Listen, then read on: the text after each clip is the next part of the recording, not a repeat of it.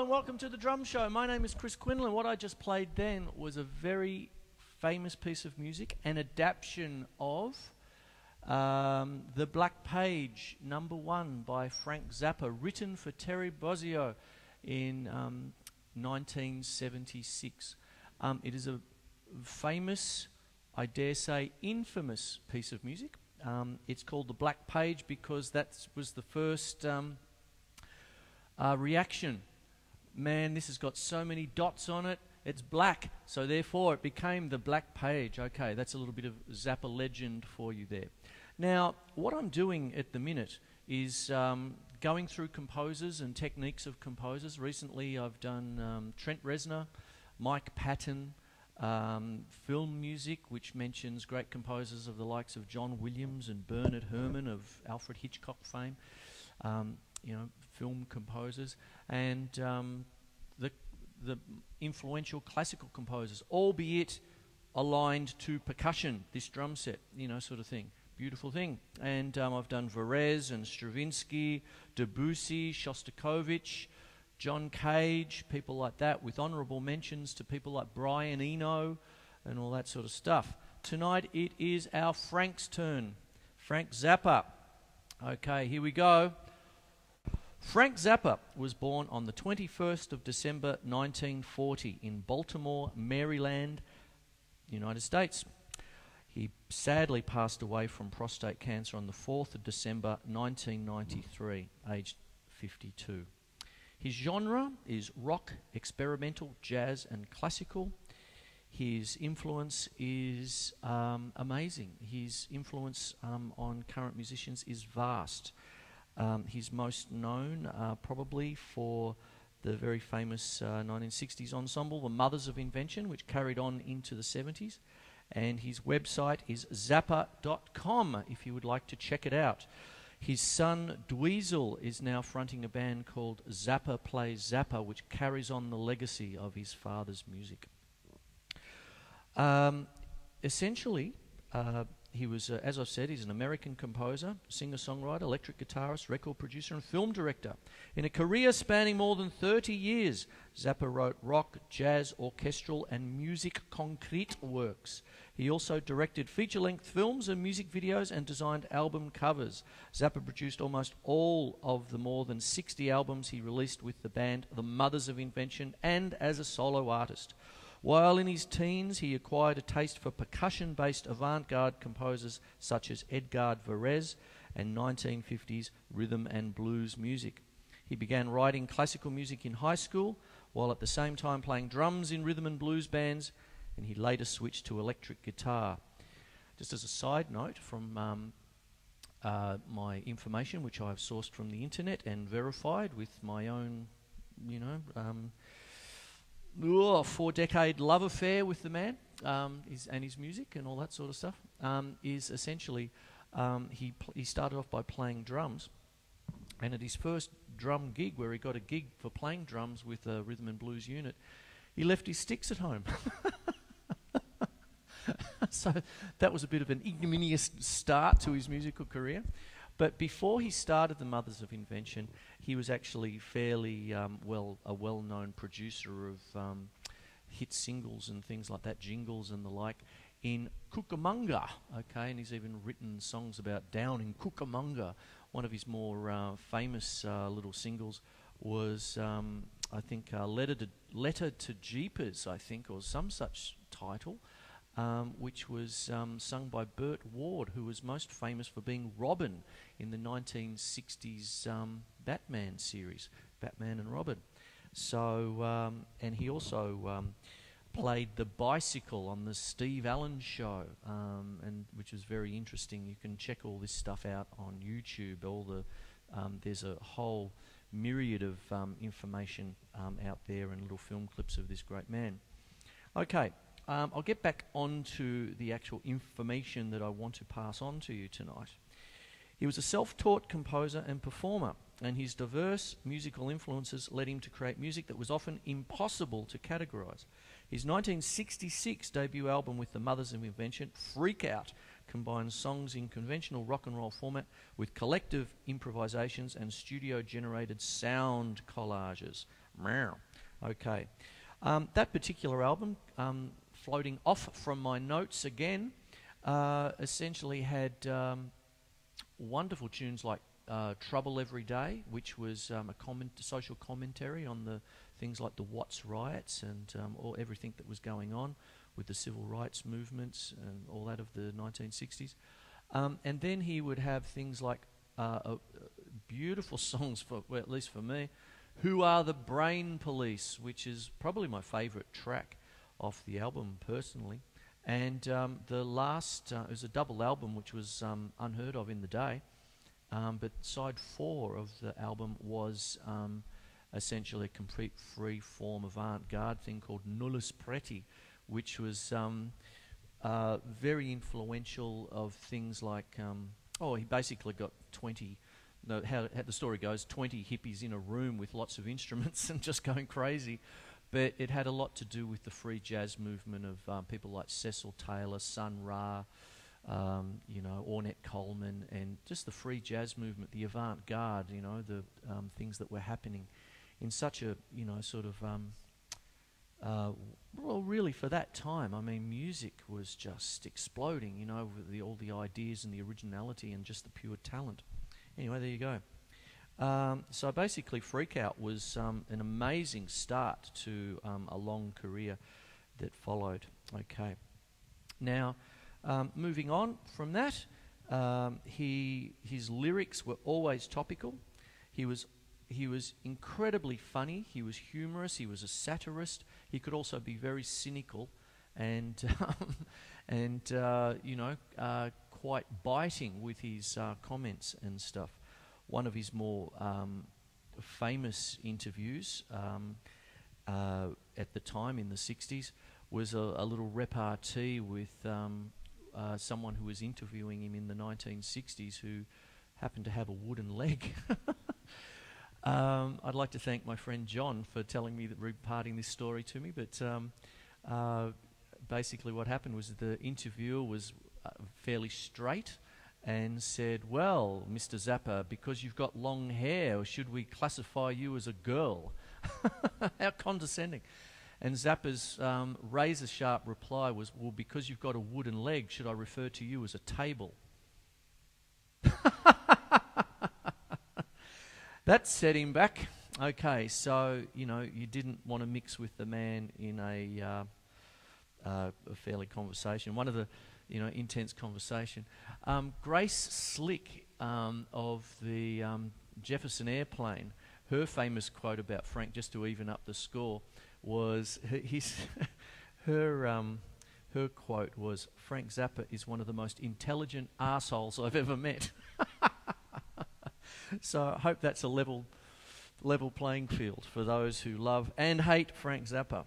Okay, so there you go. And essentially, what I'll do tonight is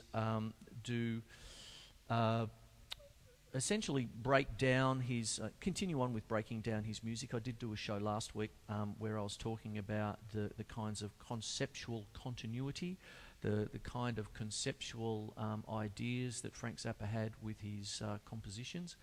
And after the break, I will continue on with that. There you go. Talk soon.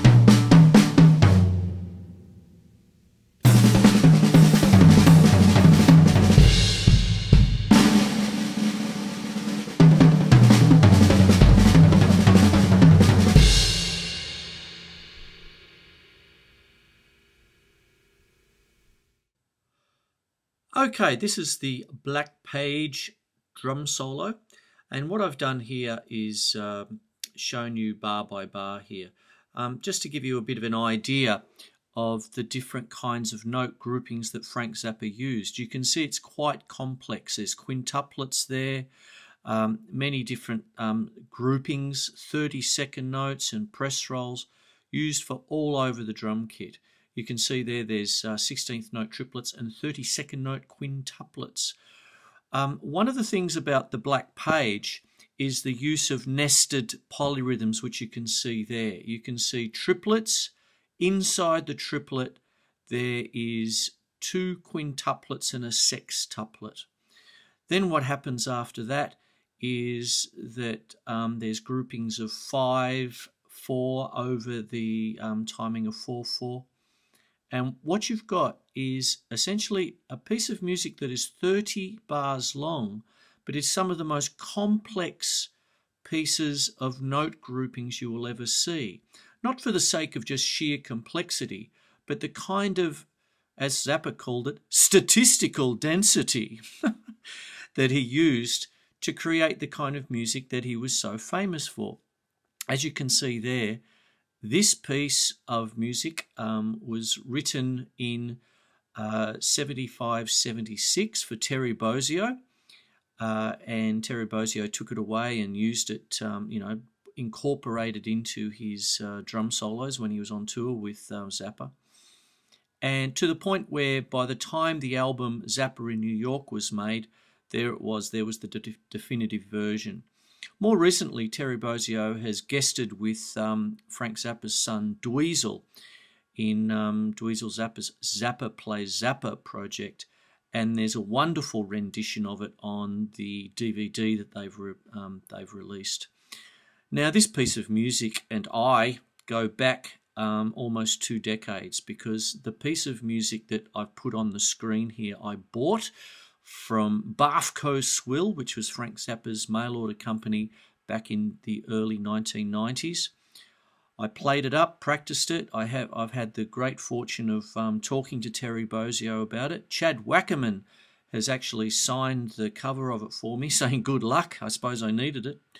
And I gleaned a lot of little tips on how to play this wonderful piece of music. And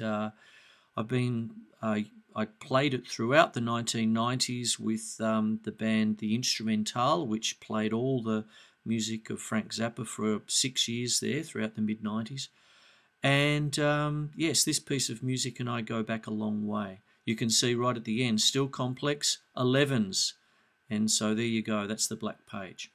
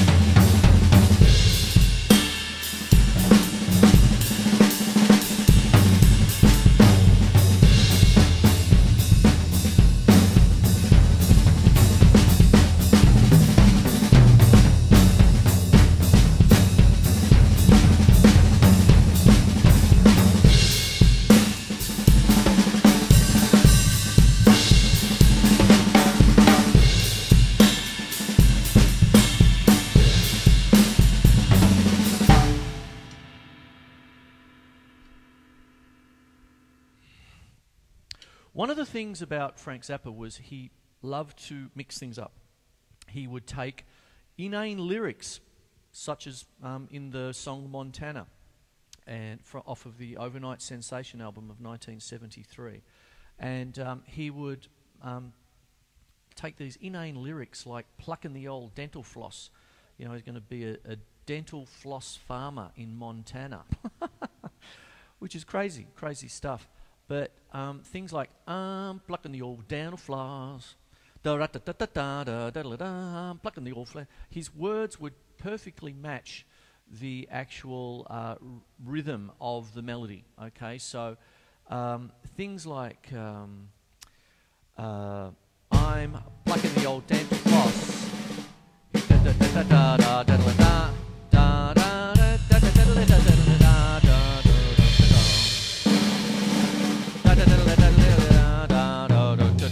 And all that sort of business, you see. You'd get these kinds of crazy figures, but he would put lyrics to them. I'm probably fairly well known, you know, sort of thing, for saying things like hippopotamus and Gina Lola Brigida for my 5s and 7s. You know, I've been doing that for years. Thank you, Frank Zappa, and thank you, mnemonics. Okay, that's a term where if you can say it, you can play it.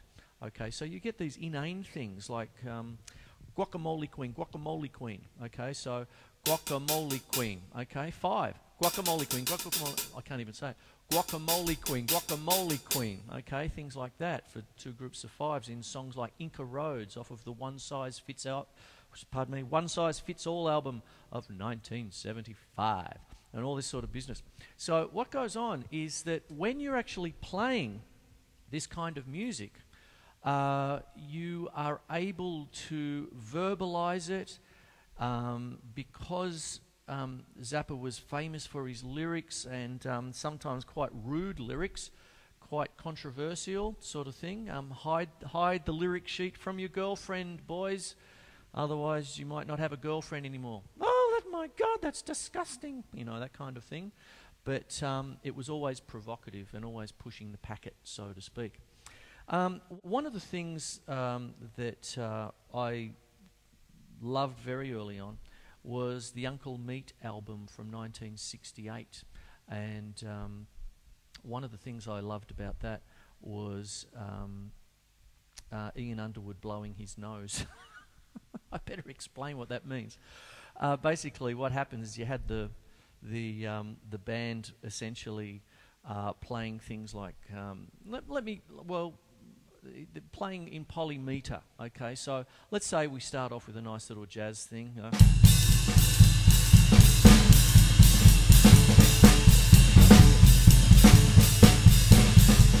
Now that's 4/4.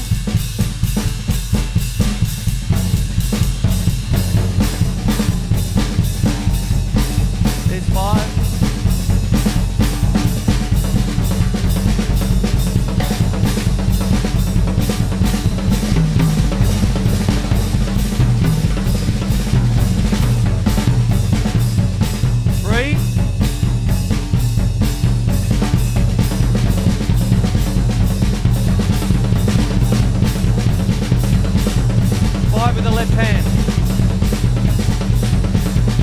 Underwood, the saxophone player, is over the top going, and the saxophone player is blowing his nose. So, what's this show all about? It's about the great man Frank Zappa. What I've done with tonight's episode, continuing on with the previous episode, is to talk about his style of composing. I've talked a lot about polyrhythms, polymeter. I've used the black page number 1 to explain various things, and I've also taken a little bit of an in-depth look into his life and times. I've also overlaid his album covers, so please check them out, and also many photos that I've been able to glean from the internet, and all of the information tonight I've verified from my own, just the 4 decades that I've been listening to this great man and his great music. So if you'd like to contact me, it's drumshow@hotmail.com is the email address, and the website address is thedrumshow.net. What I've tried to do, and I will be continuing to do it, is really do an expose, so to speak, on great influential composers. I've done Stravinsky, Varese, Debussy, Shostakovich, lots of different people. Tonight it is Frank Zappa's turn. So I hope you enjoyed the shows that I've been doing this year, and see you again soon. Take care.